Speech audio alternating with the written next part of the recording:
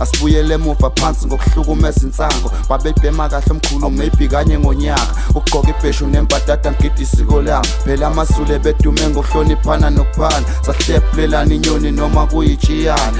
Umculi kaMaskandi odumo ke lwegama lukaDlubheke okumfo kwakhuzwayo ke ugcineke ephumile esitokisini. Le nsizwa ke selokhu kuyavalelwa kwezinyangeni ezingaphezulu kwezintathu ngalesikhathi kiba namacala kamabili lapho kuyosolwa ke khona ngokubulala kabantu ke bendawo. uDlubheke ubelokhu etholoza ke esitokisini ke sasenkantolo noma nje ke sasemaphoyiseni kaseNquthu. Muva nje kulona ke leli viki yona ke lenkantolo igcineke emnikezile ke ibhayili njengoba ilokhu ihlehlisa noma ke nqaba nebhayili. Uthelwe ke ibhayili eyinkulungwane ke ngamashumi ke ayikhulu noma ke inkulungwane ke ezilishumi 10,000 rand.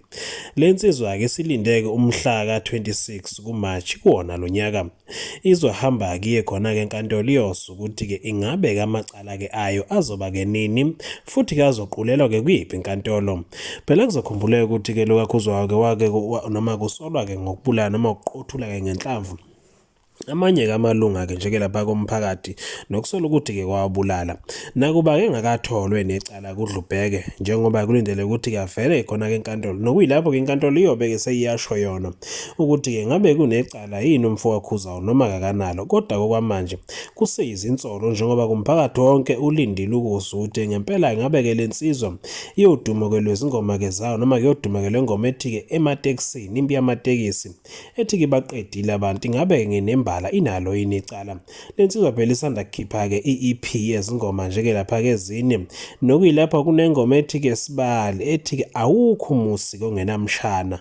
Awu madoda, lensizwa ke ibuye ke emculweni emva kweminyaka eminingi abalandeli ke beyicela ukuthi kayibuye kanti ibuya nje ke silandelwa ke njeke izinkulumo eseziningi njengoba ke kuyona ke futhi le EP kukhona ke nengoma ke ethi ke awusithikadikwa ke izinkulumo zaba ke zabo ke lababhemi lapho ke siyodibana khona kuyoshunquthula. Kulindele ukuthi inkantolo ke kuveze ukuthi ngabe kunalo yini icala noma akanalo uDlubheke ngoba phela ekugcineni kufanele ukuthi umphakathi ke wazi ukuthi ngabe ngempela umphakathi uhleli kuphi nje oswini.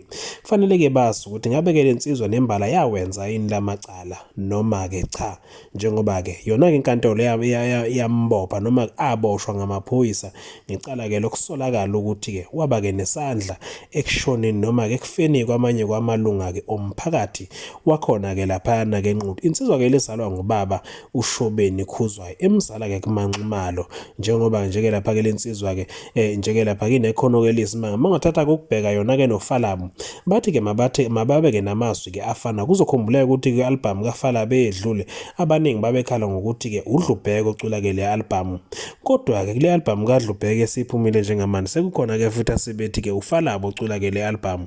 Lokho kokwenza ke abantu ke badideka ngempela ukuthi ngabe kahle lezi insizwa kanti amazwi azo afana ngempela yini.